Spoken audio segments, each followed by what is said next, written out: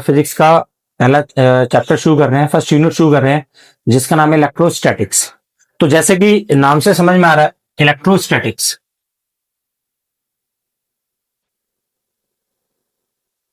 जैसे कि नाम से दिख रहा है कि इलेक्ट्रोस्टैटिक्स दो शब्दों से मिलकर बना है, इलेक्ट्रो प्लस स्टैटिक्स। इलेक्ट्रो का मतलब होता है इलेक्ट्रिसिटी और स्टैटिक्स का मतलब होता है रेस्ट। तो इलेक्ट्रोस्टैटिक फिजिक्स की वो ब्रांच है जिसमें हम लोग जो स्टडी कर रहे हैं, किसके बारे में करेंगे, इलेक्ट्रिसिटी के बारे में स्टडी करेंगे, लेकिन कब, जब चार्ज एट रेस्ट होता है। तो हम ये देखेंगे थ्रू आउट द चैप्टर कि जब चार्ज एट रेस्ट होते हैं तो वो इलेक्ट्रिसिटी की प्रोडक्शन कैसे करते हैं और उस इलेक्ट्रिसिटी का बिहेवियर, उसका नेचर, उसकी कैरेक्टरिस्टिक्स, उसकी प्रॉपर्टीज क्या क्या होती है। लेकिन जैसे हम थोड़ा सा आगे मूव करेंगे अगली यूनिट की तरफ, उसमें हम देखेंगे कि जो जो ये चार्ज अभी एट रेस्ट में है, ये चार्ज किस में आ जाता है, मोशन में आ जाता है। और हम देखेंगे जो चार्ज ये मोशन में आता है तो ये मूविंग चार्ज भी इलेक्ट्रिसिटी बनाता है। लेकिन जब मूविंग चार्ज इलेक्ट्रिसिटी बनाता है, उस इलेक्ट्रिसिटी के इफेक्ट बिल्कुल अलग होते हैं उस इलेक्ट्रिसिटी से जो चार्ज एट रेस्ट बनाता है। तो जब चार्ज मोशन में होता है और इलेक्ट्रिसिटी बनाता है, उसे हम कहते हैं करंट इलेक्ट्रिसिटी। क्या कहते हैं? तो करंट इलेक्ट्रिसिटी में चार्ज किस में होगा, मोशन में होगा। और इलेक्ट्रोस्टैटिक्स में चार्ज किस में होगा, दोनों ही क्या करते हैं, इलेक्ट्रिसिटी बनाते हैं, लेकिन दोनों के इलेक्ट्रिसिटी के इफेक्ट एक दूसरे से बिल्कुल अलग होंगे। जो कि हम चैप्टर शुरू कर रहे हैं इलेक्ट्रोस्टैटिक्स। इलेक्ट्रोस्टैटिक्स में सबसे पहले एक नाम आता है इलेक्ट्रो। इलेक्ट्रो जो शब्द है ये बेसिकली इलेक्ट्रा से लिया गया है। इलेक्ट्रा किसी क्लासिकल समय में किसी भी चमकने वाली चीज को इलेक्ट्रा कहा करते थे। और ये जो चमकने वाली चीज थी, इस ग्राउंड पे हमें बहुत जगह देखने को मिलती भी थी। जैसे दो पत्थर आपस में टकराते हैं तो उनके टकराने से एक चमक निकलती है। इसी तरह से एक जुगनू चलता है तो उसके जुगनू के पीछे एक चमक निकलती है। और ये हम तब की बात कर रहे हैं ना, जब ना तो बल्ब हुआ करते थे ना ट्यूबलाइट हुआ करती थी। एक एक चमक हमें आकाश में भी नजर आती थी, कब, जब बादल आपस में टकराते थे। तो जब बादल आपस में टकराते थे, उनके टकराने से भी एक चमक हमें आकाश में भी नजर आती थी। तो ये ह्यूमिडिटी का सबसे पहला इंट्रोडक्शन था, किसके साथ, इलेक्ट्रिसिटी के साथ। तो पहले ये माना जाता था कि इलेक्ट्रिसिटी दो तरह की होती है। एक इलेक्ट्रिसिटी वो है जो हमें ग्राउंड पे देखने को मिलती है, और एक इलेक्ट्रिसिटी वो है जो हमें आकाश में देखने को मिलती है। कई सालों तक, कई सौ सालों तक यही मान्यता रही। लेकिन एक साइंटिस्ट थे जिनका नाम था बेंजामिन फ्रैंकलिन। उन्होंने इस अवधारणा को थोड़ा समझने की कोशिश करी और ये समझाया लोगों को कि भाई देखिए, अगर हम बात करते हैं कि अर्थ की इलेक्ट्रिसिटी, तो हम देखते हैं कि अर्थ की इलेक्ट्रिसिटी के पास एक इफेक्ट होता है। अगर हम उस अर्थ की इलेक्ट्रिसिटी को हम पकड़ते हैं, छूते हैं, तो हमें इलेक्ट्रिकल शॉक देता है, एक शॉक देता है। उस शॉक का अपना एक इफेक्ट होता है। उन्होंने क्या काम किया कि जो बेंजामिन फ्रैंकलिन थे, उन्होंने एक एक्सपेरिमेंट किया, और वो एक्सपेरिमेंट आप लोगों ने सबने छोटी क्लासेस में पढ़ा भी होगा। उन्होंने क्या करा, एक पतंग ली, this is suppose to be एक स्ट्रिंग ली, एक स्ट्रिंग, पतंग वाला एक्सपेरिमेंट पढ़ा है आप लोगों ने शायद। उन्होंने क्या करा, एक रस्सी ली सिल्क का एक स्ट्रिंग लिया, उस स्ट्रिंग के एक एंड से क्या करा, पतंग को कनेक्ट कर दिया, और एक एंड के साथ की को, मेटल की को क्या करा, कनेक्ट कर दिया। तो एक एंड पे कौन कनेक्ट है, काइट, पतंग कनेक्ट है। दूसरी रस्सी के दूसरे एंड से कौन कनेक्ट है, चाबी, मेटल की। और metals are the good conductors, अच्छे कंडक्टर्स होते हैं। अब इन्होंने क्या करा, उस पतंग को जब उड़ाया, जब वो पतंग बादलों के बीच में जाती है, बरसात होती है, बादल टकराते हैं, भी क्या होता है, इलेक्ट्रिसिटी जनरेट होती है, चमक आती है। और जैसे बरसात हुई तो बरसात से जो सिल्क की थ्रेड थी वो क्या हो गई, गीली हो गई। तो उन्होंने देखा कि जब ये बादल आपस में टकराते हैं तो वहां से टकराने से एक इलेक्ट्रिसिटी इस रस्सी से होती हुई कहां जाती है, चाबी तक गई। और जैसे उन्होंने चाबी को छुआ तो उस चाबी ने उन्हें इलेक्ट्रिकल शॉक दिया। इस इलेक्ट्रिकल शॉक का इफेक्ट एग्जैक्टली वही था जो हमें ग्राउंड पे मिलने वाली इलेक्ट्रिसिटी ने दिया था। तो जो काम हमें अर्थ की ग्राउंड पे मिलने वाली इलेक्ट्रिसिटी ने करके दिया, जो इफेक्ट मुझे अर्थ की इलेक्ट्रिसिटी ने करके दिया, वही इफेक्ट मुझे किसने दिया, आकाश में आने वाली इलेक्ट्रिसिटी ने भी करके दिया। तो इन्होंने बताया कि नेचर के अंदर इलेक्ट्रिसिटी दो तरह की नहीं होती है, इलेक्ट्रिसिटी बेसिकली एक ही तरह की होती है। क्योंकि जो काम मुझे यहां पर ग्राउंड की इलेक्ट्रिसिटी ने करके दिया, वही आकाश की इलेक्ट्रिसिटी ने करके दिया, इसलिए इलेक्ट्रिसिटी दोनों ही इलेक्ट्रिसिटी एक ही तरह की होगी, चाहे वो कहीं भी मिले। तो जब ये लोगों को समझ में आने लगा कि नेचर के अंदर इलेक्ट्रिसिटी चीज भी कुछ होती है, तो ये समझ में आने लगा कि इलेक्ट्रिसिटी के इफेक्ट कैसे होते हैं, सब जगह अभी हमें जो देखने को मिले वो एक जैसे होते हैं। तो बात यह है कि फिर ये समझ में आया लोगों की ये इलेक्ट्रिसिटी बनती कैसे है। तो इस इलेक्ट्रिसिटी के बनने का क्या कारण हो सकता है। तो ये माना गया कि भाई ये दुनिया जो है, जो हमारे चारों तरफ है, जो हमें दिखता है, वो सब क्या है, मटीरियल ही तो है। तो जहां भी हम जिस भी चीज को देखते हैं तो सबके पास क्या है, मास है, जिसके पास क्या है, मटीरियल है, मैटर है। तो नेचर में हमारे चारों तरफ जो हमें दिखता है वो सब क्या है, मटीरियल नेचर एग्जिस्ट करते हैं, मैटर नेचर एग्जिस्ट करते हैं। और किसी भी एक मैटर का, मटीरियल का सबसे स्मॉलेस्ट कंपोनेंट क्या होता है, एटम होता है। इसका मतलब यह है कि इस दुनिया में हम चारों तरफ क्या देखते हैं, मैटर देखते हैं। इस दुनिया को बनाने वाला कौन है, एक मैटर है। तो ये इलेक्ट्रिसिटी मुझे मिलती कहां है, इसी दुनिया में मिलती है। तो पक्का जो कारण इस दुनिया को बनाने का होगा, क्या, एटम, वही कारण पक्का इलेक्ट्रिसिटी की प्रोडक्शन का भी होगा, क्या, एटम। तो एटम एक ऐसा फंडामेंटल कोर्स होगा जो इलेक्ट्रिसिटी तो बनाता ही बनाता है, साथ ही साथ वो दुनिया को भी रचता है। तो दुनिया की फॉर्मेशन के लिए, दुनिया को बनाने के लिए, इलेक्ट्रिसिटी को बनाने के लिए उनका फंडामेंटल कोर्स क्या है, दिस इज एन एटम। तो एटम ही वो कारण है जो इलेक्ट्रिसिटी को क्या करेगा, जनरेट करता है। इतनी बात समझ में आती। तो यहां पर क्या करा उन्होंने, ये समझाया कि भाई देखो कि कोई भी एक एटम होता है, उस एटम, वही एटम क्या होता है, रिस्पॉन्सिबल होता है इलेक्ट्रिसिटी की प्रोडक्शन के लिए। तो उन्होंने इसके लिए क्या करा, एटॉमिक थ्योरी दी। तो कई सारे साइंटिस्ट लोग जुड़े, रदरफोर्ड जुड़े, बोर जुड़े, जेजरसन, मार्सन जुड़े, इन सब ने मिलकर क्या करा, एक एटम की थ्योरी दी। क्या कहा बेटे, एटम की थ्योरी दी। और उस एटम की थ्योरी में ये बताया कि कोई भी जो एटम होता है, रदरफोर्ड के अल्फा पार्टिकल स्कैटरिंग एक्सपेरिमेंट में हम लोगों ने पढ़ा भी है कि किसी भी एक एटम का मोस्ट ऑफ द स्पेस कैसा होता है, एम्प्टी होता है। और किसी भी एक एटम का जो मोस्ट ऑफ द स्पेस जो एम्प्टी होता है, जैसे कि एक एटम है, इसका जो मोस्ट ऑफ द स्पेस वो एम्प्टी है, और इसका जो साइज होता है, डू यू नो कितना होता है साइज ऑफ एन एटम, लगभग 10 की पावर -10 मीटर होता है किसी भी एक एटम का साइज। और उन्होंने बताया इस एटम के अंदर एक ऐसा पॉइंट होता है जहां पे इस पूरे एटम का मास क्या करता है, कंसंट्रेट करता है। And this point is known as क्या, न्यूक्लियस। तो न्यूक्लियस इस एटम के अंदर एक ऐसा पॉइंट है जहां पे इस पूरे एटम का मास क्या कर रहा है, कंसंट्रेट कर रहा है, उस पॉइंट पर ही फोकस कर रहा है। This point is known as क्या, न्यूक्लियस। तो ये बताया कि इसके अंदर क्या होता है, एक न्यूक्लियस होता है जिसका साइज कैसा, बहुत छोटा है, बहुत छोटा है। इस एटम के साइज ऑफ एटम के कंपैरेटिवली जो न्यूक्लियस है उसका साइज कैसा, बहुत छोटा है। और ये जो न्यूक्लियस का साइज है, दिस इज न्यूक्लियस। और ये क्या हमारा, दिस इज एटम। तो साइज ऑफ, अगर मैं बात करूं साइज ऑफ न्यूक्लियस, तो न्यूक्लियस का साइज कितना है, 10 की पावर -10 मीटर है। दोनों में से देख के बता सकते हो कि किसका साइज बड़ा है, क्यों, क्योंकि माइनस में जितनी पावर कम होती है उतनी ही ज्यादा बड़ी होती है। तो अगर मुझे पता लगाना है कि एटम का जो साइज है न्यूक्लियस के साइज से कितना बड़ा है, तो हम क्या निकाल रहे हैं, रिलेशन निकाल रहे हैं। और फिजिक्स में जब भी हमें रिलेशन निकालना होता है तो दो इक्वेशन बनाओ, दोनों को डिवाइड कर दो। अगर मैं इन दोनों को यहां से डिवाइड करूं तो 10 की पावर -10 से 10 की पावर -5 कट जाएगा, तो ये 10 की पावर 5 ऊपर जाएगा। और ये न्यूक्लियस के चार्ज से अगर मैं इसे मल्टीप्लाई कर दूं, न्यूक्लियस से मल्टीप्लाई कर दूं, तो हमें समझ में आता है साइज ऑफ जो न्यूक्लियस है, एटम है, वो 10 की पावर 5 टाइम्स बड़ा होता है एज कंपेयर टू किससे, साइज ऑफ न्यूक्लियस से। तो मतलब एक एटम का साइज 1,00,000 गुना ज्यादा बड़ा है किससे, एक न्यूक्लियस के साइज से। नहीं है बात समझ में। तो न्यूक्लियस का साइज इतना बड़ा होता है और उसका मोस्ट ऑफ द स्पेस कैसा होता है, एम्प्टी होता है। अब आती है बात यहां पर, जब एटॉमिक थ्योरी के बारे में बात करी तो ये बताया गया फिर कि जो ये न्यूक्लियस होता है, जो ये न्यूक्लियस है, इस न्यूक्लियस के अंदर क्या होता है, दो पार्टिकल एग्जिस्ट करते हैं। ये जो न्यूक्लियस है, दिस इज कॉल्ड क्या, न्यूक्लियस। अब इस न्यूक्लियस के बारे में बात कर रहे हैं। इस न्यूक्लियस के अंदर दो पार्टिकल एग्जिस्ट करते हैं, एक प्रोटॉन और एक न्यूट्रॉन। पी इज कॉल्ड क्या, प्रोटॉन, दिस इज प्रोटॉन।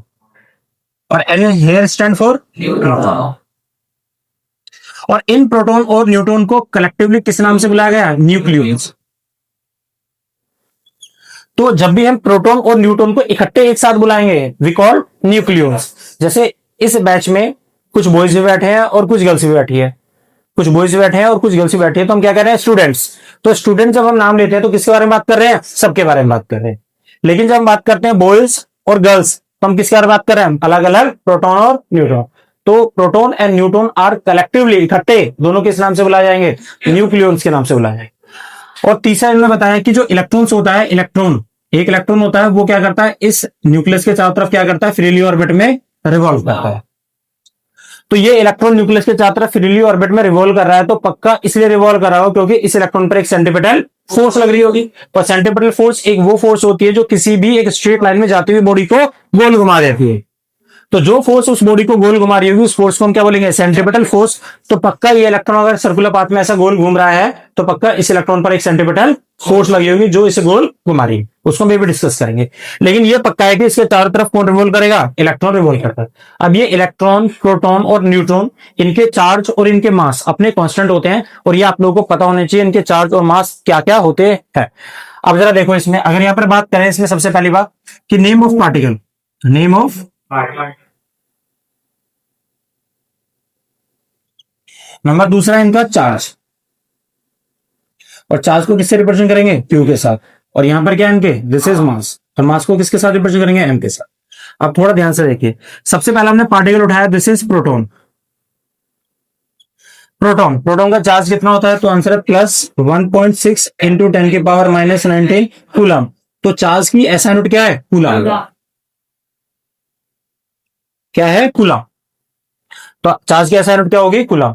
अब आ जाइए मास, तो प्रोटॉन का जो मास होता है वो कितना होता है, 1.67 इंटू 10 की पावर माइनस 27 केजी।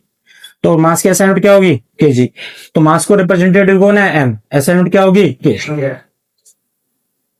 नंबर दूसरा देखिए, this is an electron. Electron, electron का जो चार्ज होता है कितना होता है, इसका पॉजिटिव होता है, उसका नेगेटिव, लेकिन दोनों में का मैग्नीट्यूड क्या होता है, सेम होता है। बस उसका बिहेवियर कैसा है, पॉजिटिव बिहेवियर है, इसका बिहेवियर कैसा है, नेगेटिव। लेकिन दोनों के जो चार्ज होते हैं, लेकिन दोनों के जो चार्ज हैं उनका मैग्नीट्यूड कैसा रहता है, रिमेन सेम रहता है। तो प्रोटॉन हो चाहे इलेक्ट्रॉन हो, दोनों का चार्ज का मैग्नीट्यूड कैसा रहेगा, रिमेन सेम। बट दोनों के नेचर कैसे होते हैं, एक दूसरे से अपोजिट होते हैं। जैसे कि मैं बोल रहा हूं, एक आदमी इधर 10 मीटर जा रहा है और एक आदमी इधर 10 मीटर जा रहा है, तो कौन ज्यादा जा रहा है, दोनों जा रहे हैं भाई। इधर पॉजिटिव में डायरेक्शन को कंसीडर कर रहे हैं हम, इसे नेगेटिव, उसका बिहेवियर है चलने का। इसी तरह से एक इलेक्ट्रॉन का जो मास होता है वो कितना होता है, 9.31 इंटू 10 की पावर माइनस 31। ये 9.1 बोल देते हैं खाली, 9.1 इंटू 10 की पावर माइनस 31 केजी। तो देखकर बता सकते हो इन दोनों में से कि प्रोटॉन और इलेक्ट्रॉन, इन दोनों में से कौन सा हैवियर है। प्रोटॉन कैसे पता चला, माइनस में रहती है, तो माइनस में जितनी पावर कम होती है वो उतना ज्यादा बड़ा होता है। तो इन रिलेशन निकालने के लिए इन दोनों को हम आपस में डिवाइड किया, और हम ये देखते हैं कि प्रोटॉन का जो मास है, मास ऑफ प्रोटॉन वो लगभग 1837 गुना ज्यादा भारी होता है मास ऑफ एन इलेक्ट्रॉन। और फिजिक्स के अंदर ये दुनिया भर के क्वेश्चंस बने हुए हैं इसके लिए, प्रोटॉन इलेक्ट्रॉन, इलेक्ट्रॉन प्रोटॉन, इन सब का रिलेशन को सोल्व करने का जो मेथड होगा वो होगा इनका मास, क्योंकि चार्ज तो दोनों के बराबर होते हैं। तो जब भी हमें इनके प्रोटॉन और इलेक्ट्रॉन से रिलेटेड जब भी क्वेश्चन यूज करने होते हैं, तो हमेशा हम क्या यूज करते हैं, इनके मासेस को। और ये हमें पता होना चाहिए जो मास ऑफ प्रोटॉन है वो बहुत ज्यादा है एज कम्पेयर टू किससे, मास ऑफ एन इलेक्ट्रॉन। इसीलिए इलेक्ट्रॉन, अच्छा अगर आपसे बताते हैं एक हल्का पार्टिकल और एक भारी है, तो किसे चलना आसान होता है, हल्के को, कम एनर्जी चाहिए ना हल्के को, इसीलिए इलेक्ट्रॉन चलता है, और जो प्रोटॉन होते हैं वो चलते नहीं है, वो हमेशा न्यूक्लियस के अंदर बैठे होते हैं, क्योंकि इन्हें इतनी सफिशिएंट अमाउंट में एनर्जी मिलती नहीं है कि इन्हें चला दे। लेकिन जो इलेक्ट्रॉन्स होते हैं उनका मास बहुत कम है, इतनी एनर्जी मिलती है कि वो आसानी से चल सकते हैं, इसलिए इलेक्ट्रॉन न्यूक्लियस के चारों तरफ चक्कर लगाते हैं और प्रोटॉन उसके अंदर बैठे होते हैं। उसके बाद अब अगली बात देखिए, ये बात समझ में आई। उसके बाद नंबर तीसरा आता है, दिस इज कॉल्ड क्या, न्यूट्रॉन। जो न्यूट्रॉन होता है, न्यूट्रॉन का कितना चार्ज होता है, 0। न्यूट्रॉन पे कोई चार्ज नहीं होता, लेकिन न्यूट्रॉन का जो मास होता है सेम एज प्रोटॉन होता है। कैसा होता है, सेम एज प्रोटॉन। और प्रोटॉन का कितना होता है, 1.67 इंटू 10 की पावर माइनस 27 केजी। तो एक शब्द हमेशा याद रखते हैं फिजिक्स में कि जो प्रोटॉन है, proton is a heavily charge particle. Proton क्या है, heavily, proton is a heavily charge particle. But neutron जो होता है, neutron is only a heavy particle. Neutron के पास चार्ज नहीं होता, लेकिन वो एक हैवी पार्टिकल। ये बात बिल्कुल ध्यान रखनी है। दोनों में से किसका मास ज्यादा है, प्रोटॉन और न्यूट्रॉन में से, न्यूट्रॉन में से किसका चार्ज ज्यादा है, प्रोटॉन पे चार्ज होता है, न्यूट्रॉन पे कोई चार्ज होता ही नहीं है। बात समझना ही बात, तो ये बात हमेशा ध्यान रखना। उसके बाद एक नाम आता है हम लोगों के सामने, that is we called nuclide. क्या नाम आता है, न्यूक्लियाइड। इधर देखिए,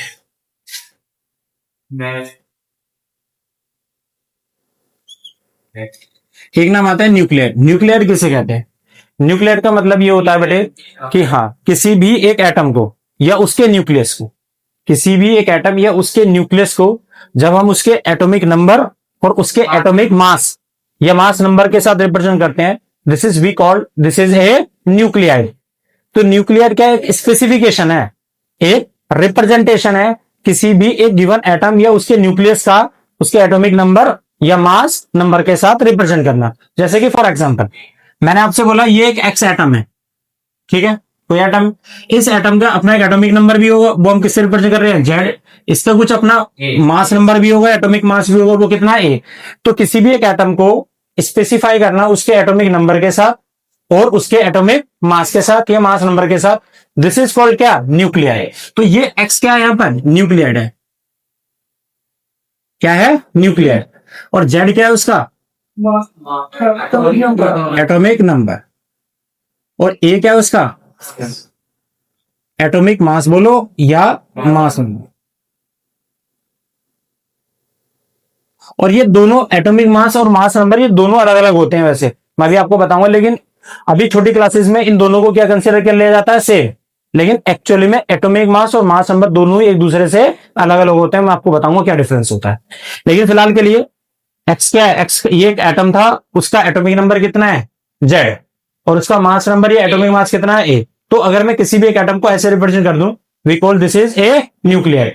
जैसे कि फॉर एग्जांपल अगर मैं बोलता हूं यहां पर सोडियम है मेरे पास, सोडियम 11 और 23, तो ये सोडियम क्या है? भी क्या कहलाएगा? न्यूक्लियर कहलाएगा। लेकिन अगर मैं इसे सिर्फ सोडियम लिख दूं तो ये क्या है? सिर्फ एटम। तो सोडियम एटम है लेकिन इसका रिप्रेजेंटेशन एक न्यूक्लियर है। और फिजिक्स में एटम नहीं पढ़ते हैं, हम उसका न्यूक्लियर पढ़ते हैं। क्या पढ़ते हैं? तो ये बिल्कुल पता होना चाहिए। इसी तरह से मैं दूसरा लिखूं कार्बन 6 और 12, क्या मतलब है? इसका एटॉमिक नंबर कितना है कार्बन का? एटॉमिक मास कितना है? इसका मास नंबर कितना है सोडियम का? और एटॉमिक नंबर कितना है? ये इसका मतलब होता है। तो न्यूक्लियर क्या है? It is the representation of a given nucleus और atom with its atomic number and atomic mass.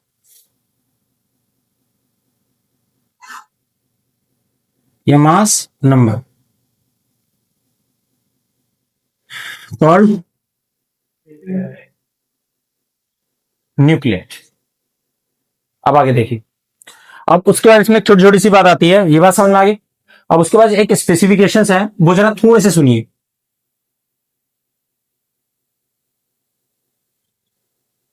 Specifications क्या? यहां पर एक दो चीजें हमें पता होनी चाहिए कि एटॉमिक नंबर हम किसे बोलेंगे, मास नंबर क्या चीज होती है, इनके बारे में हमें थोड़ा ज्ञान होना चाहिए। सबसे पहली बात बेटे, अगर हम बात करते हैं एटॉमिक नंबर, तो किसी भी एक एटम का जो एटॉमिक नंबर होता है वो बेसिकली क्या है, कौन डिसाइड करता है? उसके एटम का जो न्यूक्लियस होता है, उस न्यूक्लियस के अंदर जितने नंबर ऑफ प्रोटॉन एग्जिस्ट होते हैं ना, तो जितने नंबर ऑफ किसी भी एक न्यूक्लियस के अंदर प्रोटॉन है, वही क्या है? उसका एटॉमिक नंबर है। तो the quantity of the proton inside the nuclear decide it's atomic number. तो प्रोटॉन क्या है? एटॉमिक नंबर है। जैसे कि मैंने आपसे बोला कि किसी एक न्यूक्लियस के अंदर अगर 7 प्रोटॉन है, तो आप बता सकते हो एटॉमिक नंबर कितना है? 15 है तो? 83 है तो? सीधी सी बात। तो नंबर ऑफ प्रोटॉन को ही क्या बोलते हैं? एटॉमिक नंबर बोलते हैं। तो यहां पर अगर बात करूं मैं एटॉमिक नंबर, एटॉमिक नंबर को हम किससे रिप्रेजेंट करेंगे? This is Z. ये कौन डिसाइड करेगा? Number of. देख के बता मुझे इसमें से बेटा, ये सोडियम का एटॉमिक नंबर कितना है? 11। इसमें नंबर ऑफ प्रोटॉन कितने होंगे? 11 नंबर ऑफ प्रोटॉन थे, इसीलिए सोडियम का एटॉमिक नंबर 11 था। समझाएगा? कार्बन देख के बताओ कितने? एटॉमिक नंबर 6 है, तो नंबर ऑफ प्रोटॉन कितने हैं? क्योंकि इस कार्बन के अंदर एटॉम के नंबर ऑफ प्रोटॉन 6 थे, इसीलिए इसका एटॉमिक नंबर कितना पड़ा? 6। बात समझ में आती है? नंबर दूसरी बात, नंबर ऑफ जो प्रोटॉन होते हैं बेटे, नंबर ऑफ प्रोटॉन्स क्या है? जेड तो होते हैं। कहां होते हैं लेकिन प्रोटॉन? न्यूक्लियस के अंदर एग्जिस्ट करते हैं। किसके कल होते हैं? Number of electrons. और इलेक्ट्रॉन कहां एग्जिस्ट करते हैं? न्यूक्लियस के बाहर फ्रीली ऑर्बिट में रिवॉल्व करते हैं। लेकिन जितने नंबर ऑफ प्रोटॉन होते हैं उतने नंबर ऑफ इलेक्ट्रॉन्स होते हैं। प्रोटॉन न्यूक्लियस के अंदर होते हैं, इलेक्ट्रॉन्स के आउटर मोस्ट ऑर्बिट में फ्रीली रिवॉल्व करते हैं। दोनों की क्वांटिटी कैसी है? बराबर है। अब मुझे देखकर बताइए कि सोडियम के अंदर नंबर ऑफ इलेक्ट्रॉन कितने होंगे? कितने होंगे? 11 होंगे। बिल्कुल सही। क्यों? क्योंकि उसका एटॉमिक नंबर कितना है, 11 है। क्यों? क्योंकि उसके नंबर ऑफ प्रोटॉन 11 है, इसीलिए प्रोटॉन और इलेक्ट्रॉन क्या होते हैं, इक्वल होते हैं। इसी तरह से बात समझ आ गई। कार्बन के अंदर कितने नंबर ऑफ इलेक्ट्रॉन होंगे, 6, क्योंकि नंबर ऑफ प्रोटॉन कितने हैं, 6। अगली बात सुनो, नंबर 3। उसके बाद आता है मास नंबर। क्या नाम आता है, मास नंबर या एटॉमिक मास बोलो। इसको हम किससे रिप्रेजेंट कर रहे हैं, ए के साथ। किसके साथ, ए। तो किसी भी एक न्यूक्लियस के अंदर जितने नंबर ऑफ प्रोटॉन एग्जिस्ट करते हैं प्लस जितने नंबर ऑफ न्यूट्रॉन एग्जिस्ट करते हैं, उनका जो टोटल होता है, टोटल, वो क्या डिसाइड करता है, उसका मास नंबर या एटॉमिक मास। तो द क्वांटिटी ऑफ न्यूक्लियंस, तो अगर मैं बोलूं इसके अंदर प्रोटॉन और न्यूट्रॉन को हम क्या बोलते हैं, न्यूक्लियंस। तो जो न्यूक्लियंस की क्वांटिटी है, जो न्यूक्लियंस की क्वांटिटी है, वही क्या डिसाइड करती है, उसका मास नंबर डिसाइड करती है। तो यहां पर हम बोल सकते हैं, तो मास नंबर क्या है, ए, वो किसके इक्वल है, नंबर ऑफ प्रोटॉन। और नंबर ऑफ प्रोटॉन को हमने क्या लिखा, जेड, प्लस क्या है, नंबर ऑफ न्यूट्रॉन। और न्यूट्रॉन को क्या लिखा हमने, दिस इज एन। इन दोनों को कलेक्टिवली आज के बाद हम क्या बोलेंगे, yes, the quantity of nucleons.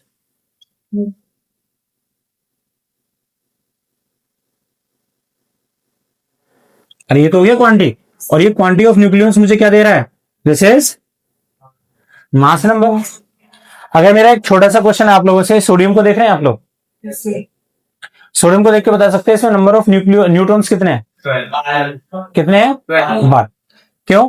क्योंकि इसमें अगर यहाँ पे मैं देखूं, सोडियम का मास नंबर कितना है, 23। तो यहाँ पे क्या लिखोगे, 23। इसमें नंबर ऑफ प्रोटॉन कितने हैं, 11। वो कौन डिसाइड करना है, एटॉमिक नंबर। और नंबर ऑफ न्यूट्रॉन कितने हैं वो पता नहीं, तो एन लिख दिया। तो इसको इधर माइनस करेंगे तो एन कितना आ गया, 23 माइनस 11 कितने आ गए, 12। तो इसका मतलब सोडियम के अंदर जो नंबर ऑफ न्यूट्रॉन एग्जिस्ट कर रहे हैं, उनकी क्वांटिटी कितनी है, 12। नहीं आया समझ में? तो अगर मुझे नंबर ऑफ न्यूट्रॉन निकालने हैं, तो बेसिकली मैंने करा क्या, यहां पर 23 में से 11 को माइनस करा, 23 था क्या, what is 23, this is mass number. और 11 क्या था, एटॉमिक नंबर। तो अगर मास नंबर में से मैं एटॉमिक नंबर को माइनस कर दूं, तो मुझे क्या मिल जाएंगे, नंबर ऑफ न्यूट्रॉन्स मिल जाएंगे। नहीं है बात समझ में, ये बात क्लियर है। अब अगली एक छोटी सी बात सुन। अगर मैं तुझसे कहता हूं कि हमारे पास एक एटम है, if we have an atom, हमारे पास एक एटम है, उस एटम के अंदर जितने नंबर प्रोटॉन होंगे पक्का उतने ही नंबर ऑफ इलेक्ट्रॉन उसके आउटर मोस्ट ऑर्बिट में फ्रीली रिवॉल्व करेंगे। तो जितने प्रोटॉन है उतने उसके पास क्या होंगे, इलेक्ट्रॉन होंगे। It's true, yes. ओके, एक बात बताइए, प्रोटॉन का चार्ज कैसा होता है, पॉजिटिव। इलेक्ट्रॉन का चार्ज कैसा है, तो जितने उस एटम के अंदर पॉजिटिव चार्ज होंगे उतने ही इलेक्ट्रॉन उसके आउटर मोस्ट ऑर्बिट में रिवॉल्व करते हैं। तो उस एटम का नेट चार्ज कितना हुआ, 0। ये दुनिया किससे मिलकर बनी है, मटेरियल से, मैटर से। ये दुनिया मैटर से, मटेरियल से मिलकर बनी है। और हर मटेरियल का सबसे स्मॉलेस्ट कंपोनेंट कौन होता है, एटम। हर एक एटम का नेट चार्ज कितना है, तो हर एक मटेरियल का नेट चार्ज कितना है, इस दुनिया का नेट चार्ज कितना है। तो ये एक दुनिया का सबसे बड़ा सत्य है, इस दुनिया का नेट चार्ज हमेशा 0 होता है। The net charge of the universe is 0 because the net charge of an atom is 0। और एटम ही इस दुनिया को बनाते हैं, वही इस दुनिया में मटेरियल को कंसिस्ट करते हैं, इसलिए the net charge of an atom is 0।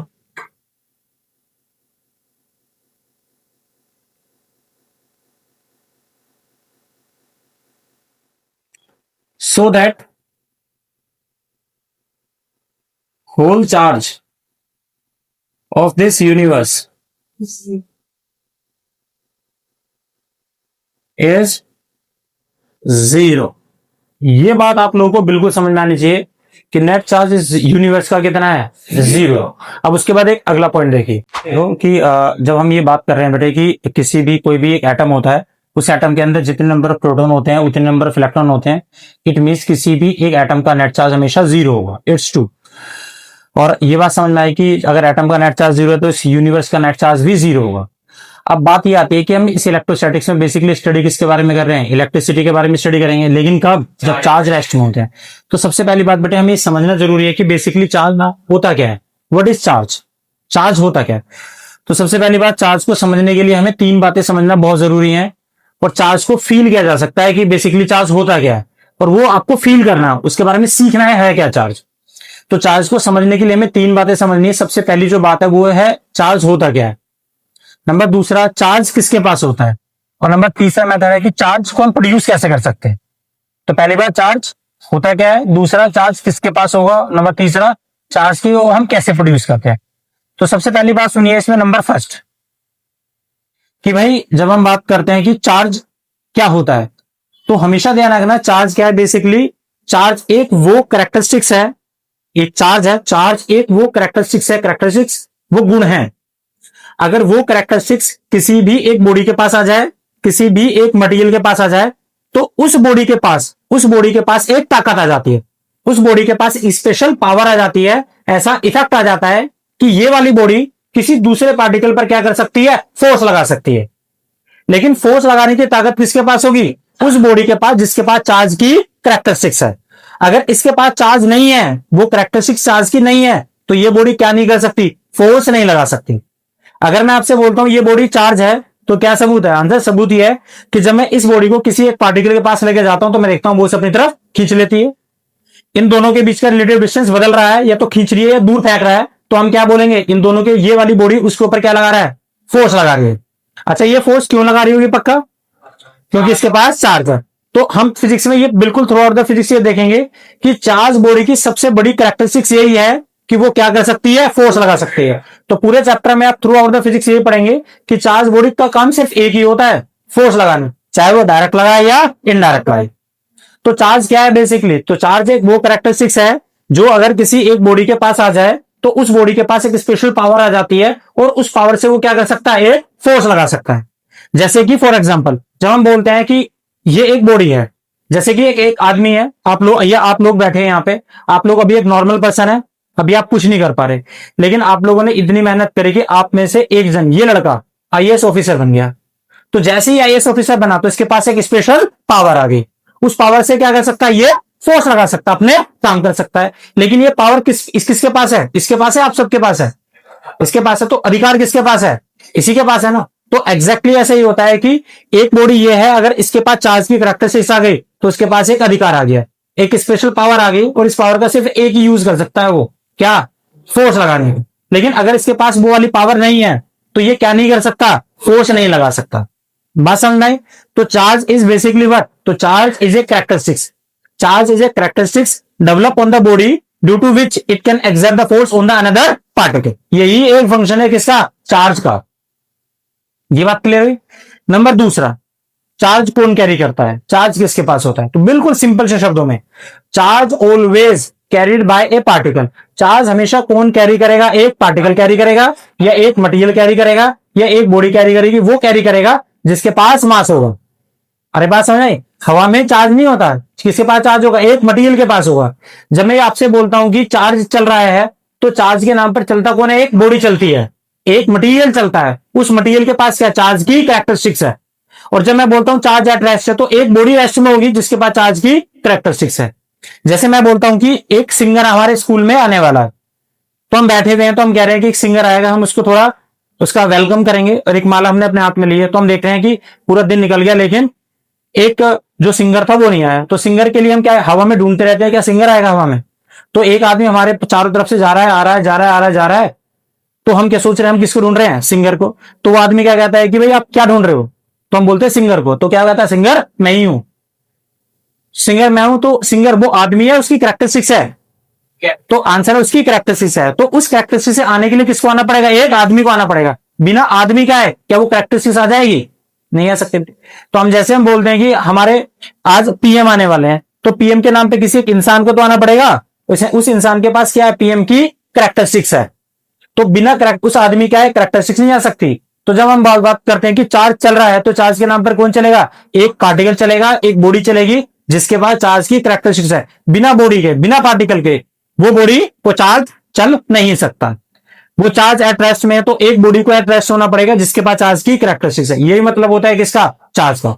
तो चार्ज कौन कैरी कर सकता है, चार्ज के लिए एलिजिबल कैंडिडेट कौन होता है, एक बॉडी जिसके पास कुछ मास है, जिसके पास मास है वो हमेशा क्या होगा, एलिजिबल होगा किसको, चार्ज को कैरी।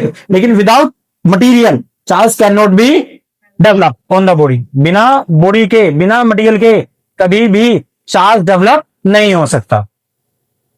नहीं है बेटे बात समझ में।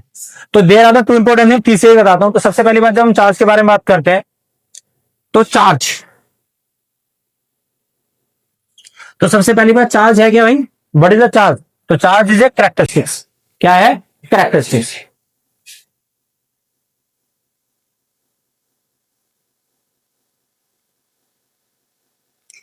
डेवलप ऑन ए बॉडी या पार्टिकल या मटेरियल, सब एक ही मतलब है। Due to which it can exert force on another particular। ये चार्ज का काम होता है बेटे। नंबर दूसरा, चार्ज कौन कैरी करेगा? एक पार्टिकल। ऑलवेज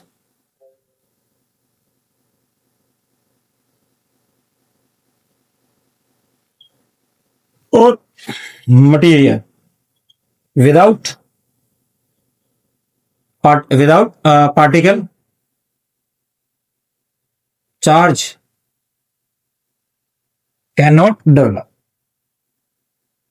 ये कैरेक्टरिस्टिक उसके पास नहीं आ सकती। और नंबर तीसरी बात, चार्ज को हम कैसे प्रोड्यूस कर सकते हैं? चार्ज को हम कैसे प्रोड्यूस कर सकते हैं? तो चार्ज को प्रोड्यूस करने के लिए बेटे फिजिक्स में हमारे पास 3 मेथड होते हैं। कितने मेथड होते हैं? 3। तो जो सबसे इजी मेथड है उसे हम कहते हैं रबिंग या फ्रिक्शन। रबिंग या फ्रिक्शन। नंबर दूसरा होता है इंडक्शन और तीसरा होगा कंडक्शन। तो 3 मेथड हमें एक के बाद एक समझने हैं। सबसे पहला रबिंग, दूसरा इंडक्शन, तीसरा कंडक्शन। अब तीनों जरा समझिए। तो देखिए बेटे, इसके बाद इसमें बात करते हैं कि चार्ज को प्रोड्यूस करने के लिए वी हैव द 3 मेथड। तो सबसे पहला जो मेथड है उसे हम क्या कहते हैं? Yes, friction. तो सबसे पहला मेथड है, दिस इज कॉल्ड क्या? रबिंग या फ्रिक्शन। अब इस रबिंग मेथड को समझने के लिए ना एक टर्म समझिए सबसे पहले, जो बहुत जरूरी है। एक छोटा सा शब्द है। एक मुझे छोटी सी बात बताओगे, ये अगर एक न्यूक्लियस है, इस न्यूक्लियस के चारों तरफ कौन रिवॉल्व कर रहा है, चक्का लगा रहा है? इलेक्ट्रॉन। और इसके पास कुछ वेलोसिटी होगी, और ये इलेक्ट्रॉन अगर न्यूक्लियस के चारों तरफ चक्का लगा रहा है तो पक्का इस पर एक सेंट्रीपिटल फोर्स भी लगी होगी। ये बात सबको समझ में आती है? सेंट्रीपिटल फोर्स वो होती है जो किसी भी एक बॉडी को सर्कुलर पाथ में घुमा देती है। जो कि ये इलेक्ट्रॉन सर्कुलर पाथ में घूम रहा है तो पक्का इसके ऊपर एक सेंट्रीपिटल फोर्स लगा होगा। ओके, ये और सेंट्रीपिटल फोर्स हमें बहुत अच्छे से पता है। सेंट्रीपिटल फोर्स क्या है? एक ड्यूटी है, वो ड्यूटी क्या है? गोल घुमाने की है। तो नेचर के अंदर जब भी कोई भी फोर्स किसी भी एक बॉडी को सर्कुलर पाथ में घुमाएगी तो उस फोर्स को उस टाइम पर हम क्या नाम देंगे? Centripetal force. जैसे कि हमारी अर्थ है, ये सन है और ये हमारी अर्थ है। तो हमारी जो अर्थ है वो v वेलोसिटी से चक्का लगाती जा रही है। तो हमें पता है कि हमारी अर्थ और सन इन दोनों के बीच में ग्रेविटेशनल की फोर्स काम करती है। और ये ग्रेविटेशनल की जो फोर्स होती है हम सबको पता है कितनी होती है? Gm1m2 अपॉन में r²। तो सन का मास होगा, अर्थ का मास होगा, इन दोनों के बीच का डिस्टेंस होगा। तो इसका मतलब अर्थ और सन इन दोनों के बीच में एक ग्रेविटेशनल की फोर्स काम कर रही है। जो कि ये ग्रेविटेशनल की फोर्स अभी हमारी अर्थ की वेलोसिटी के कैसा है? 90 डिग्री पे है। तो पक्का जब भी फोर्स वेलोसिटी पे 90 डिग्री होगी तो वो फोर्स हमेशा उस बॉडी को क्या करेगी? सर्कुलर पाथ में घुमाएगी। तो ये वाली फोर्स जो ग्रेविटेशन की है अभी हमारी अर्थ को सर्कुलर पाथ में घुमा रही है। तो इस वाली फोर्स को, जो हमारी अभी ग्रेविटेशनल की फोर्स है जो हमारी अर्थ को अभी सर्कुलर पाथ में घुमाने की जिम्मेदारी लेके बैठी है, इस वाली फोर्स को हम क्या बोलेंगे? Centripetal force. तो सेंट्रीपिटल फोर्स एक ड्यूटी है। क्या है? ड्यूटी। उस ड्यूटी को कभी तो कोई फोर्स निभाएगी, कभी कोई फोर्स निभाएगी। इसी तरह से अगर मैं यहां पर बात करूं, ये इलेक्ट्रॉन था और इसके न्यूक्लियस के अंदर क्या है? पॉजिटिव चार्ज है। तो इलेक्ट्रॉन और प्रोटॉन अभी हम पढ़ेंगे, उनके बीच में इलेक्ट्रिकल फोर्स काम करती है। क्या करती है? Electrical force. तो ये इलेक्ट्रिकल फोर्स कैसे काम कर रही है? अंदर की तरफ काम कर रही है। अच्छा, और ये इलेक्ट्रॉन कैसे चल रहा है? ऐसे v वेलोसिटी से। तो ये फोर्स इस वेलोसिटी के कितने एंगल बना रही है? 90। तो इसका मतलब अभी इलेक्ट्रिकल फोर्स वेलोसिटी पे 90 डिग्री है, इसलिए इस इलेक्ट्रॉन को कैसे घूमना पड़ेगा? सर्कुलर पाथ में घूमना पड़ेगा। तो ये वाली जो इलेक्ट्रिकल की फोर्स थी इस इलेक्ट्रॉन को क्या कर रही है? सर्कुलर पाथ में घुमा रही है। इसलिए ये इलेक्ट्रिकल फोर्स को हमने क्या नाम दिया? Centripetal force. क्योंकि ये फोर्स अभी गोल घुमाने की ड्यूटी निभा रही है। तो नेचर के अंदर दुनिया में कोई भी फोर्स जब भी किसी भी एक बॉडी को सर्कुलर पाथ में घुमाएगी तो उस फोर्स के नाम के सामने में एक टैग लगा देंगे, सेंट्रीपिटल फोर्स। तो अभी सेंट्रीपिटल फोर्स कौन है? इलेक्ट्रिकल फोर्स थी। यहां पे सेंट्रीपिटल फोर्स कौन थी? Gravitational force. तो ये एक ड्यूटी है, कभी कोई फोर्स निभाती है, कभी कोई फोर्स। दुनिया में सेंट्रीपिटल फोर्स नाम की कोई फोर्स होती नहीं है। अरे सेंट्रीपिटल फोर्स तो एक ड्यूटी है, जब इसे कभी कोई फोर्स निभाएगी कभी कोई फोर्स, तो सेंट्रीपिटल फोर्स एक ड्यूटी है जो गोल घुमाने की ड्यूटी होती है, जो फोर्स करेगी उसको उसका नाम डाल देंगे। मेरा क्वेश्चन सुनिए जो मैं आपसे पूछना चाहता हूं। मेरा एक बहुत छोटा सा एक क्वेश्चन है आप लोगों से, कि आप लोगों में से कोई मुझे एक बात बता सकता है कि ये इलेक्ट्रॉन न्यूक्लियस के चारों तरफ चक्कर लगा रहा है और इस पे एक सेंट्रीपिटल फोर्स अंदर की तरफ काम कर रही है। अगर इस इलेक्ट्रॉन पे सेंट्रीपिटल फोर्स अंदर की तरफ काम कर रही है गौरव, तो तू मुझे बता सकता है कि ये इलेक्ट्रॉन अंदर क्यों नहीं गिर गया? बड़ा देर फिजिक्स का नियम है कि न्यूटन का नियम है कि जब हम किसी बॉडी पे फोर्स लगाते हैं तो जिस डायरेक्शन में फोर्स लगाते हैं तो बॉडी चलती भी तो उसी डायरेक्शन में है। तो अगर सेंट्रीपिटल फोर्स इस बॉडी पे इलेक्ट्रॉन पे इस डायरेक्शन में काम कर रही है तो इस इलेक्ट्रॉन को तो यहां गिर जाना चाहिए। अगर ये एक बॉडी यहां पर है, उस बॉडी को ग्रेविटी कहां खींच रही है? नीचे, तो इस बॉडी को नीचे नहीं गिर जाना चाहिए? गिर जाना चाहिए ना। तो ये नहीं गिर रही। अच्छा, ये नहीं गिर रही तो हम समझ गए कि पक्का इसलिए नहीं गिर रही होगी क्योंकि पक्का इस बॉडी पे कोई उल्टे डायरेक्शन में फोर्स लगा रहा होगा, और फोर्स लगा के उसने क्या करा है? इस पे वर्क डन किया है। क्या करा है? Work done. अच्छा, कितना वर्क डन है? तो आंसर है कितना फोर्स लगाया होगा? हाँ, तो जितना फोर्स ये से लगा रहा था उतना फोर्स हमने भी लगाया, और ये फोर्स कैसे लगाया हमने? इसके उल्टे डायरेक्शन में लगाया। और इतनी बात समझ में आती है? तो यहां पर ये इलेक्ट्रॉन को ये फोर्स सेंट्रीपिटल फोर्स इस डायरेक्शन में खींच रही है और ये इलेक्ट्रॉन गिर नहीं रहा, तो हम पक्का समझ गए इस इलेक्ट्रॉन पे इसके उल्टे डायरेक्शन में कोई एक फोर्स लगा के इस इलेक्ट्रॉन पे कोई वर्क कर रहा है। और वर्क कब किया जाता है? हमने मैकेनिक्स में 11वीं क्लास से पढ़ा है, वर्क हमेशा किसी एक फोर्स के अगेंस्ट किया जाता है। अगर आपके पास इस दुनिया में कोई फोर्स आपके अगेंस्ट नहीं है तो आप कभी वर्क नहीं कर सकते। जैसे कि एक बॉडी है बेटे, इस बॉडी को ग्रेविटी नीचे खींच रही है और मैं भी अपना हाथ ऐसा लगाता हूं और मैंने बोला कि देखो मैंने इस ग्रेविटी पे 100 जूल का वर्क किया, तो मैंने कोई वर्क किया? तो ग्रेविटी तो से ऑलरेडी अपनी तरफ खींच रही है। तो मैं वर्क कब कर सकता हूं? जैसे मैंने, हाँ, ये एक बॉडी है, ग्रेविटी से अपनी तरफ खींच रही है और मैं इस पे फोर्स उल्टे डायरेक्शन में लगा रहा हूं, तो मैं फोर्स ऊपर लगा रहा हूं और ग्रेविटी से नीचे खींचे जा रही है, तो मैं फोर्स अभी भी लगा रहा हूं ऊपर, और डिस्प्लेसमेंट कैसे हो रहा है? नीचे। तो मेरा वर्क डन कैसा है? नेगेटिव। तो लेकिन मैं फोर्स ऊपर लगा रहा हूं, क्यों? क्योंकि मेरे अगेंस्ट कोई फोर्स है, तो मेरा वर्क डन नेगेटिव है। मैंने वर्क डन किया नेगेटिव, लेकिन कब किया? जब कोई मेरे अगेंस्ट फोर्स काम कर रही है। अरे बात समझ में? तो ग्रेविटी से नीचे खींच रही है, मैं फोर्स ऊपर लगा रहा हूं, जबकि बॉडी अभी भी नीचे जा रही है, तो मैं फोर्स ऊपर लगा रहा हूं, डिस्प्लेसमेंट नीचे हो रहा है, तो मेरा वर्क डन कैसा है? नेगेटिव। लेकिन मैंने वर्क डन तभी तो किया जब मेरे अगेंस्ट कोई फोर्स थी। फिर से सुन, इस बॉडी को उठा के मैं ऊपर ले जाने लगा, तो मैं फोर्स भी कहां लगा रहा हूं? ऊपर। डिस्प्लेसमेंट भी कहां रहा हूं? ऊपर। तो मैं फोर्स ऊपर क्यों लगा रहा हूं? क्योंकि मेरे अगेंस्ट एक फोर्स काम कर रही है। इस फोर्स के अगेंस्ट मैं फोर्स ऊपर लगा रहा हूं और बॉडी को डिस्प्लेस भी ऊपर ही कर रहा हूं, तो मेरा वर्क डन कैसा है? पॉजिटिव, क्योंकि मैं फोर्स भी ऊपर ही लगा रहा हूं और डिस्प्लेसमेंट भी ऊपर ही कर रहा हूं। इसी तरह से अगेंस्ट होगा तभी वर्क हो सकता है। एक स्प्रिंग है, जब आप एक स्प्रिंग को अंदर दबाते हो तो स्प्रिंग तुम्हें बाहर दबाती है। अरे, आप एक स्प्रिंग को दबा रहे हो तो स्प्रिंग तुम्हें बाहर दबा रही है ना, तो इस स्प्रिंग की बाहर वाली फोर्स के अगेंस्ट ही तो तुम इसे दबा रहे हो। तो आपने दबाया तो आपने फोर्स भी धरी लगाई और दबा के स्प्रिंग को यहां ले आए, तो आपकी फोर्स भी धरी थी, डिस्प्लेसमेंट भी धरी था, तो आपने वर्क डन किया।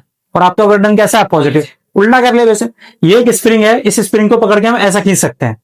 अगर मैं स्प्रिंग को पकड़ के ऐसा खींच रहा हूं तो स्प्रिंग मुझे कहां खींच रही है? अंदर, और मैं बाहर। मैं फोर्स भी दरी लगा रहा हूं, डिस्प्लेसमेंट दरी कर रहा हूं, तो मैं वर्क डन तभी तो कर रहा हूं जब मेरे अगेंस्ट कोई फोर्स है। ये नियम है कि अगर नेचर में, दुनिया में अगर कोई फोर्स हमारे अगेंस्ट है तभी उस फोर्स के अगेंस्ट हम वर्क कर सकते हैं। अब ये एक बॉडी है, इसे अर्थ अपनी तरफ खींच रही थी 100 जूल से, और ये बॉडी अर्थ पे गिर नहीं रही, तो आप बता सकते क्यों नहीं गिर रही होगी? क्योंकि पक्का इस पे किसी ने उल्टे डायरेक्शन में एक वर्क किया है। कितना वर्क किया है? 100 जूल का। कितना किया है? 100 जूल का। अच्छा, तो मैंने अगर इसके ऊपर 100 जूल का वर्क किया है, किसने करा है? मैंने करा है। तो अगर मैंने इस बॉडी पर 100 जूल का वर्क करा तो मैंने एक मैकेनिकल एनर्जी खर्च करी ना, तो मेरी मैकेनिकल एनर्जी कहां चली गई? आंसर है कहीं नहीं चली गई, इस बॉडी के पास एनर्जी बन के स्टोर हो गई। This is form known as क्या? Potential energy. तो इस बॉडी के पास एक एनर्जी है और वो एनर्जी क्या कहलाएगी? इसकी पोटेंशियल एनर्जी। तो कोई बॉडी किसी अट्रैक्शन के अगेंस्ट, मेरे शब्दों को जरा ध्यान से सुनना, अगर कोई बॉडी किसको कोई चीज अपनी तरफ अट्रैक्ट कर रही है और वो बॉडी गिर नहीं रही, तो ये पक्का सबूत है उस बॉडी के पास एक एनर्जी है, और वो एनर्जी क्या है? उसकी पोटेंशियल एनर्जी है।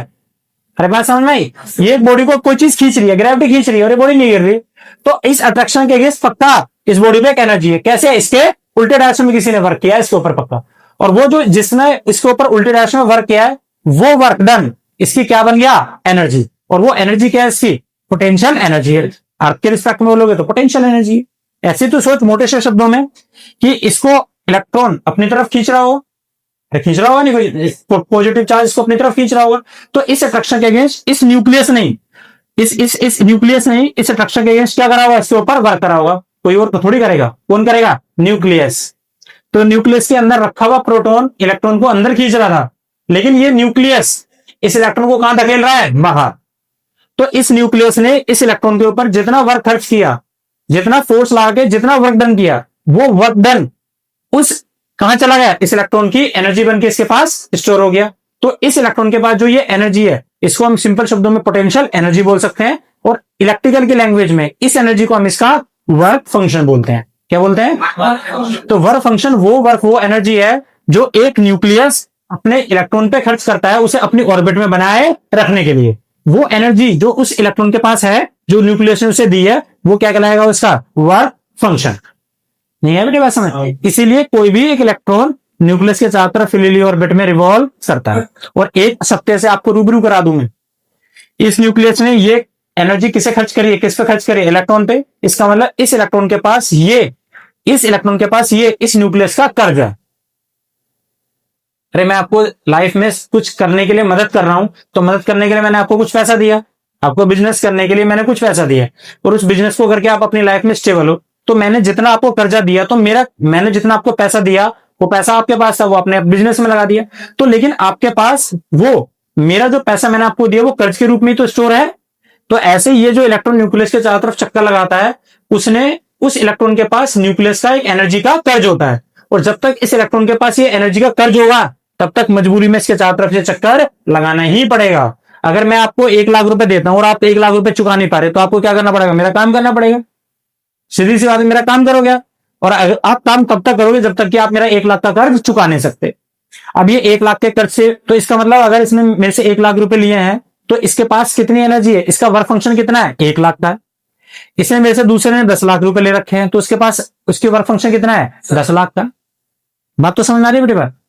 तो ऐसे ही होता है कि एक एटम, दूसरा एटम, तीसरा एटम, हर एक एटम अपने अपने इलेक्ट्रॉन्स पे, अपने ऑर्बिट में हर इलेक्ट्रॉन को बनाए रखने के लिए उनके ऊपर एक एनर्जी खर्च करता है। वो जो न्यूक्लियस उन इलेक्ट्रॉन्स पर एनर्जी खर्च कर रहा है अपनी ऑर्बिट में बनाए रखने के लिए, वो एनर्जी क्या कहलाती है? उनका वर्क फंक्शन कहलाती है। अच्छा, अब मैं चाहता हूं कि, और जब तक ये वर्क फंक्शन है इलेक्ट्रॉन के पास, तब तक ये मजबूरी में क्या करेगा? इलेक्ट्रॉन के चक्कर लगाएगा, क्योंकि उसके पास किसका कर्ज है? न्यूक्लियस का। और वो चक्कर लगाएगा। हम चाहते हैं कि इलेक्ट्रॉन इसके कर्ज से मुक्त हो जाए, तो क्या तरीका है? आंसर है, जो बाहर से हमने कर्ज लिया उसे दे दो। अरे इसने अगर मेरे से 1 लाख रुपए लिए हैं, तो तब तक 1 लाख रुपए चुकाएगा नहीं, तभी तो मेरा कर्जदार बना रहेगा, तभी तो मेरा काम करेगा ये। लेकिन अगर इसे कोई बाहर से 1 लाख रुपए दे दे, तो ये मुझे 1 लाख रुपए देगा, तो ये फ्री नहीं हो जाएगा कर्ज से? हो जाएगा, नहीं हो जाएगा? हाँ, तो कर्ज से मुक्त हो गया ना, मतलब ये मेरे कर्ज से तो मुक्त हो गया। तो ऐसे क्या होता है, ये इलेक्ट्रॉन जो भी न्यूक्लियस के चारों तरफ घूम रहा है, इसके पास मिनिमम कर्ज कितना है? W। और इस W को हमने क्या बोला? वर्क फंक्शन है। तो अगर मैं बाहर से इस इलेक्ट्रॉन को इतनी एनर्जी दे दूं, तो ये इलेक्ट्रॉन इस न्यूक्लियस के कर्ज से क्या हो जाएगा? मुक्त हो जाएगा। तो इसका मतलब वो मिनिमम एनर्जी जो हम बाहर से इलेक्ट्रॉन को सप्लाई कर दें और ये इलेक्ट्रॉन न्यूक्लियस के कर्ज से मुक्त हो जाए, वो एनर्जी क्या कहलाती है? वर्क फंक्शन कहलाती है। दोनों बात एक ही है कि 1 लाख का इसने कर्ज दिया था, 1 लाख इसे कहीं से बाहर से दे दिया, वो उसके कर्ज से मुक्त हो गया। तो वर्क फंक्शन क्या है? वर्क फंक्शन वो मिनिमम एनर्जी है जो हम बाहर से किसी भी एक इलेक्ट्रॉन को ट्रांसफर करें और वो इलेक्ट्रॉन न्यूक्लियस का साथ छोड़ के उससे फ्री हो जाए। This minimum energy which is given to the electrons to free from the nucleus is known as क्या? Work function. दूसरे शब्दों में बोल सकते हो, it is the amount of energy which is spend by the nucleus on to the electrons to make them into their orbit is known as क्या? Work function. बात समझ आई बात? तो तू मुझे बता सकता है कि मेरे पास एक न्यूक्लियस है, इसमें इस इलेक्ट्रॉन के पास वर्क फंक्शन है 10 जूल का, ये दूसरा एटम है उसके पास वर्क फंक्शन कितना है? 100 जूल का। तो दोनों में से फ्री करना किसे आसान है? इसे फिजिक्स में हमेशा क्या याद कर ले कि जिस मेटल का, जिस एटम का वर्क फंक्शन कम होगा उसे फ्री कराना आसान होता है, और जिसका वर्क फंक्शन ज्यादा है उसे फ्री कराना मुश्किल है। क्योंकि अगर इसके पास 1 लाख रुपए का कर्ज है किसी का, तो कोई से 1 लाख रुपए देकर कर्ज से मुक्त कर सकता है, लेकिन किसी पे 1 करोड़ रुपए का कर्ज है, तो 1 करोड़ रुपए देकर उसे मुक्त करना मुश्किल होता है। तो जिसका वर्क फंक्शन कम होगा उसको फ्री कराना आसान है, जिसका वर्क फंक्शन ज्यादा उसे फ्री कराना मुश्किल है। इस बात को याद कर लो। अब इसका यूज देखो, क्लियर हो गया बात? अब मैं आपको बताता हूं रवि, ये इज इंपॉर्टेंट थिंग, वो आपको पता होनी चाहिए थी। कोई इलेक्ट्रॉन न्यूक्लियस के चारों तरफ इसलिए चक्कर लगाता है क्योंकि उस इलेक्ट्रॉन के पास न्यूक्लियस एक एनर्जी खर्च करता है, उसे अपने ऑर्बिट में बनाए रखने के लिए वो जो न्यूक्लियस ने उस इलेक्ट्रॉन को एनर्जी खर्च करी, वो उसका वर्क फंक्शन है, वो इलेक्ट्रॉन पे कर जाए। और वो इलेक्ट्रॉन अगर फ्री होना चाहता है तो कोई बाहर से अगर उतनी एनर्जी उस इलेक्ट्रॉन को दे दे, मिनिमम एनर्जी दे दे, और वो फ्री हो जाए, तो वो बाहर से जो एनर्जी दी है, this is also known as क्या, वर्क फंक्शन। और वो वाला वर्क फंक्शन से वो इलेक्ट्रॉन क्या होगा, उससे फ्री हो जाएगा। लेकिन जब तक वो एनर्जी कोई बाहर से देगा नहीं, तब तक वो इलेक्ट्रॉन हमेशा न्यूक्लियस के चारों तरफ घूमेगा। इसीलिए कोई भी इलेक्ट्रॉन न्यूक्लियस के चारों तरफ इलीयल ऑर्बिट में रिवॉल्व करता है। इलेक्ट्रॉन फ्री कौन कर सकता है आसानी से, जिसका वर्क फंक्शन कम होता है। अब एक्शन सुनिए। अब रबिंग मेथड से हम चार्ज को कैसे डेवलप करते हैं वो जरा सुनो। अब हमने क्या करा, दो बॉडीज ली, there are the two bodies, ठीक है बेटे। इस बॉडी का एटॉमिक नंबर है 5, इस बॉडी का एटॉमिक नंबर है 10। अगर इस बॉडी का एटॉमिक नंबर 5 है तो तू मुझे बताएगा इस बॉडी के अंदर नंबर ऑफ प्रोटॉन कितने हैं, 5। इलेक्ट्रॉन कितने हैं, 5। तो नेट चार्ज कितना है, 0। इस बॉडी का एटॉमिक नंबर कितना है, 10। नंबर ऑफ प्रोटॉन कितने, 10। इलेक्ट्रॉन कितने, 10। Net charge 0। तो इसका भी नेट चार्ज 0, इसका भी नेट चार्ज 0, दोनों का नेट चार्ज 0। ठीक, क्लियर। अब हमने क्या करा, सुन। अब हमने ये करा गौरव, सौरभ, कि हमने इन दोनों हाथों को ऐसा रब किया, रब किया, दोनों बॉडी चार्ज थी, दोनों को रब किया। अब रब करने से मैं क्या कर रहा हूं, मैकेनिकल वर्क कर रहा हूं, मैं मैकेनिकल एनर्जी खर्च कर रहा हूं भाई, मैकेनिकल वर्क कर रहा हूं। तो मैं जब वर्क कर रहा हूं तो मेरा वर्क कहां चला गया, तो हम देखते हैं इन दोनों के बीच में हीट एनर्जी की फॉर्म में रिलीज होने लगा। हम जितना वर्क करते हैं उतना हाथ गर्म होना शुरू हो जाता है। इसका मतलब ये होगा कि जब हम दो बॉडी को आपस में रब करते हैं तो उनके रबिंग मेथड से उन दोनों बॉडीज के बीच में हीट एनर्जी डेवलप हो जाती है, हीट एनर्जी डेवलप हो गई। अब हीट एनर्जी डेवलप होने से क्या हुआ, क्या, तो आंसर, जैसे हीट एनर्जी डेवलप हुई, मान लो वो हीट एनर्जी डेवलप हुई 40 जूल की, कितने हुई, 40, 50, 60 जूल की एनर्जी डेवलप हुई। तो आप बता सकते हो दो बॉडी जो मैं रब कर रहा था, जिसमें एक का वर्क फंक्शन तो 10 का था, एक का वर्क फंक्शन कितना है, 100 का, और मैंने दोनों को रब किया, दोनों को रब किया, दोनों को रब किया, तो आप मुझे बता सकते हो कि दोनों में से किसको इलेक्ट्रॉन को आसानी से निकाल देगा, 10 जूल वाला ना। अच्छा, एग्जैक्टली यही होता है। जब हम दो बॉडी को आपस में रब करते हैं तो रब करने से जिस मेटल का, जिस बॉडी का वर्क फंक्शन कम होता है, वो उस हीट एनर्जी से अपने इलेक्ट्रॉन को रिलीज कर देता है। तो ये अपने में से इलेक्ट्रॉन इसलिए रिलीज कर रहा है क्योंकि इसका वर्क फंक्शन कम था, और ये इलेक्ट्रॉन को रिलीज करके अपने आप को क्या बनाता है, स्टेबल बनाता है। नंबर दूसरा, जैसे हमने रब करा तो इसने तो इलेक्ट्रॉन लूज कर दिया, लेकिन दूसरी मेटल जिसका वर्क फंक्शन ज्यादा था, वो क्या करता, उस लूज इलेक्ट्रॉन को क्या करता, अपने अंदर गेन कर लेता है। ये इलेक्ट्रॉन को गेन क्यों करता है, क्योंकि इस इलेक्ट्रॉन को गेन करके ये अपने आप को क्या बनाता है, स्टेबल बनाता है। तो ये लूज इसलिए करता है क्योंकि ये भी स्टेबल होना चाहता है, ये गेन क्यों करता है, क्योंकि ये भी स्टेबल होना चाहता है। इस बीच में हुआ क्या, इस बॉडी ने इलेक्ट्रॉन ट्रांसफर किया, इस बॉडी ने इलेक्ट्रॉन को ले लिया, लेकिन इलेक्ट्रॉन के फ्लो की डायरेक्शन कौन डिसाइड करता है, lower work function to higher work function. तो जब हम दो बॉडी को आपस में रब करते हैं और हम ये ऑब्जर्व करते हैं कि एक बॉडी से इलेक्ट्रॉन लूज हुआ, दूसरी बॉडी में चला गया, तो जो बॉडी इलेक्ट्रॉन लूज करेगी उसका वर्क फंक्शन हमेशा कम होता है, और जिसकी तरफ इलेक्ट्रॉन जाएगा उसका वर्क फंक्शन ज्यादा होगा। कोई बॉडी इलेक्ट्रॉन क्यों लूज करती है, पेपर में क्वेश्चन आता है, इसलिए क्योंकि वो इलेक्ट्रॉन को लूज करके अपने आप को स्टेबल बनाती है। तो जिस बॉडी का वर्क फंक्शन कम होता है वो इलेक्ट्रॉन हमेशा लूज करके अपने आप को स्टेबल बनाना चाहती है, और जिस बॉडी का वर्क फंक्शन ज्यादा होता है वो इलेक्ट्रॉन को लेकर अपने आप को स्टेबल बनाना चाहती है। तो जब हम दो बॉडी को आपस में रब करते हैं तो इस बॉडी ने इलेक्ट्रॉन को लूज किया, अगर इसने इलेक्ट्रॉन लूज किया तो इसमें इलेक्ट्रॉन की डेफिशिएंसी हो गई, इसने इलेक्ट्रॉन को गेन किया तो इसमें क्या हो गया, इलेक्ट्रॉन का एक्सेस हो गया, गेनिंग इलेक्ट्रॉन हो गया। तो हम ये देखते हैं कि जब हम दो बॉडी को आपस में रब करने से पहले ये दोनों बॉडी क्या थी, अनचार्ज। तो इस अनचार्ज बॉडी को मैं एक पार्टिकल के पास लेके जाता हूं तो मैं देखता हूं उसे अपनी तरफ अट्रैक्ट नहीं करता, इसको लेके जाता हूं, मैं देखता हूं उसके ऊपर ये फोर्स नहीं लगाता, तो दोनों कोई फोर्स नहीं लगा सकते थे। लेकिन जैसे मैंने रब किया और मुझे रब करने के बाद मैंने देखा इस बॉडी ने इलेक्ट्रॉन ट्रांसफर कर दिए, इस बॉडी ने इलेक्ट्रॉन ले लिए, मैं इस वाली बॉडी को एक पार्टिकल के पास लेके जाता हूं तो मैं देखता हूं इस पे भी फोर्स लगा देता है, इस वाली बॉडी को लेके जाता हूं वो भी उस पार्टिकल पे फोर्स लगाता है, तो दोनों बॉडी क्या हो गई, चार्ज। बात समझ आए बात। तो इसका मतलब ये होगा कि जब हम दो बॉडी को आपस में रब करते हैं तो रब करने के बाद हम देखते हैं कि एक बॉडी इलेक्ट्रॉन लूज करती है और दूसरी बॉडी लूज इलेक्ट्रॉन को गेन करती है, उस बीच में दोनों बॉडी क्या हो जाती है, चार्ज हुई। अब ये बॉडी चार्ज कैसे हुई वो आपको दिखाने जा रहा हूं, बात समझ आएंगे ना बेटे बात। अब होता क्या है कि मान लो ये एक बॉडी थी जिसका एटॉमिक नंबर कितना था, 5, कितना था, 5। कितने प्रोटॉन थे सौरभ, कितने प्रोटॉन थे, 5। इलेक्ट्रॉन कितने हैं, 5। तो 5 प्रोटॉन है, 5 इलेक्ट्रॉन है, तो नेट चार्ज कितना है, 0। तो 5 प्रोटॉन 5 इलेक्ट्रॉन। अब इसने एक इलेक्ट्रॉन लूज कर दिया तो इसमें इलेक्ट्रॉन कितने रह गए, 4। अरे 5 है ना, 5 प्रोटॉन 5 इलेक्ट्रॉन, इसने एक इलेक्ट्रॉन लूज कर दिया तो इलेक्ट्रॉन कितने बचे, 4। इलेक्ट्रॉन का नेट चार्ज कितना होता है, माइनस। इलेक्ट्रॉन चार्ज कैसा होता है, माइनस। तो 4। प्रोटॉन कितने हैं इसमें, 5। प्रोटॉन न्यूक्लियस के अंदर होते हैं, तो प्रोटॉन कितने हैं, 5। प्रोटॉन का चार्ज कैसा होता है, पॉजिटिव। तो इसका नेट चार्ज कितना है, +1। कितना आ गया, +1। इसका मतलब जो बॉडी इलेक्ट्रॉन लूज करती है उसके पास चार्ज तो आता है, लेकिन चार्ज कैसा होता है? पॉजिटिव चार्ज आ जाता है। कैसे चार्ज आता है? तो जब हम दो बॉडी को आपस में रब करते हैं तो जो बॉडी इलेक्ट्रॉन लूज करती है हमेशा उस बॉडी पे चार्ज कैसा होगा? पॉजिटिव चार्ज है। ये बात समझ में आई? अब दूसरा सुन, जिस बॉडी ने इलेक्ट्रॉन लिया तो इस बॉडी का एटॉमिक नंबर कितना था? 10। 10 प्रोटॉन थे, 10 इलेक्ट्रॉन थे। अब इसने एक इलेक्ट्रॉन और ले लिया तो इस पे इलेक्ट्रॉन कितने हो गए? 11। सर एटॉमिक नंबर 10 था भाई, 10 प्रोटॉन थे, 10 इलेक्ट्रॉन थे। जब दो बॉडी को रब करा तो इसने एक इलेक्ट्रॉन इसे दे दिया तो इस पे इलेक्ट्रॉन कितने हो जाएंगे? 11। प्रोटॉन कितने होंगे इसमें? अभी भी 10 ही। तो नेट चार्ज कितना हो गया? इसका मतलब ये हुआ कि जब हम दो बॉडी को आपस में रब करते हैं तो जो बॉडी इलेक्ट्रॉन लूज करती है उस पर तो पॉजिटिव चार्ज आ जाता है और जो बॉडी लेती है उस पर नेगेटिव चार्ज आता है, लेकिन दोनों बॉडी पे चार्ज डेवलप। लेकिन जो बॉडी इलेक्ट्रॉन लूज करेगी आज के बाद उस पर पॉजिटिव चार्ज डेवलप होगा और जो बॉडी को लूज इलेक्ट्रॉन को गेन करेगी उस पर नेगेटिव चार्ज होगा।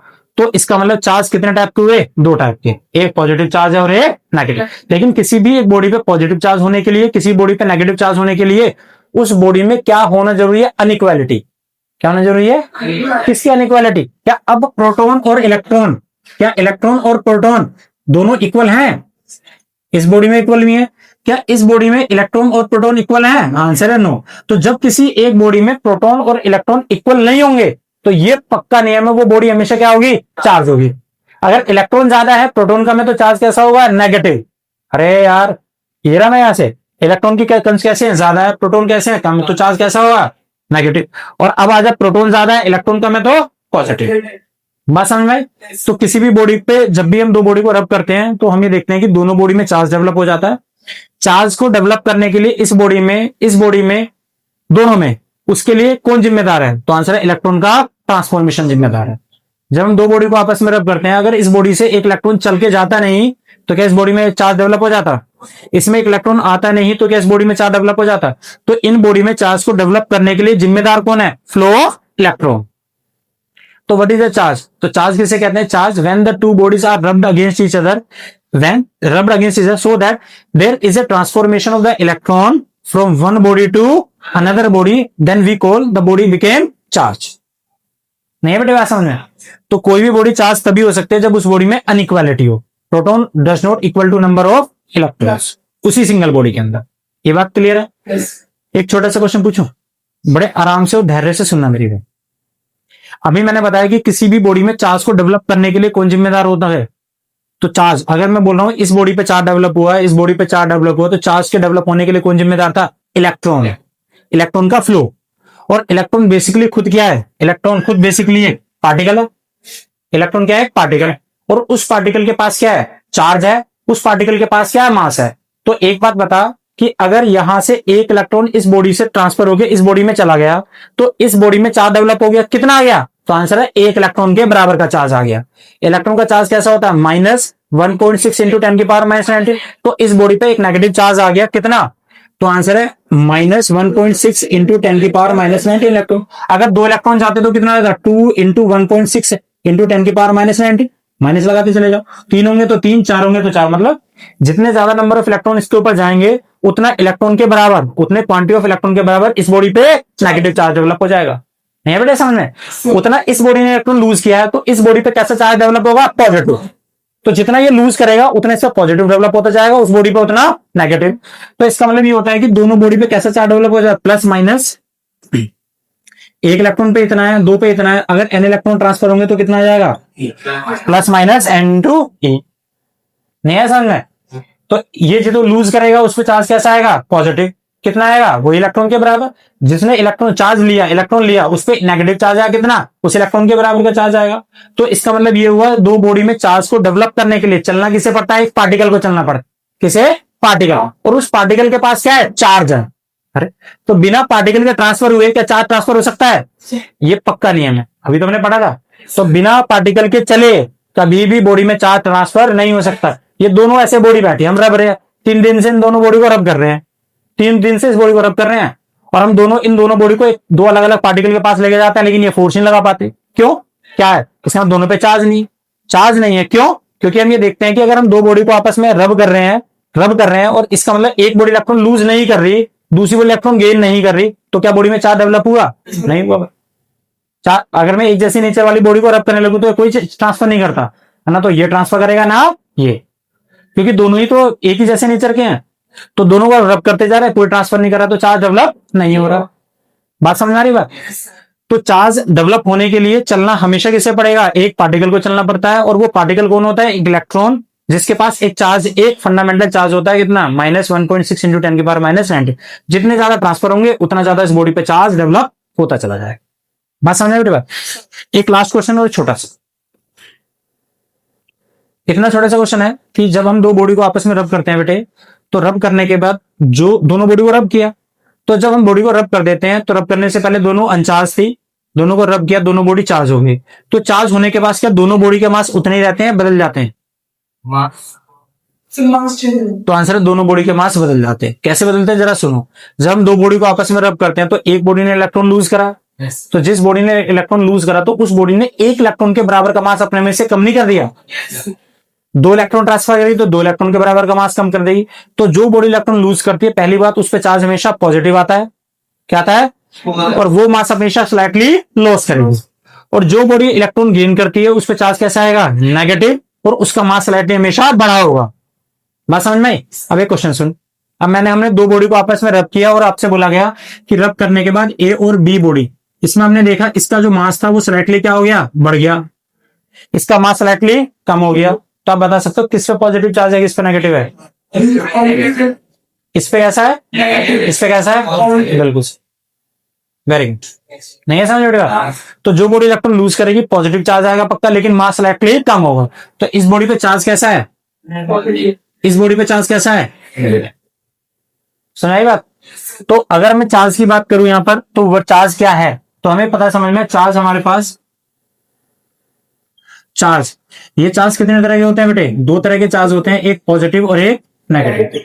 तो जो बॉडी जिस पे पॉजिटिव चार्ज आता है वो क्या करता है? Loss of electron, loss of electron, या क्या कह सकते हो? Deficiency of electron.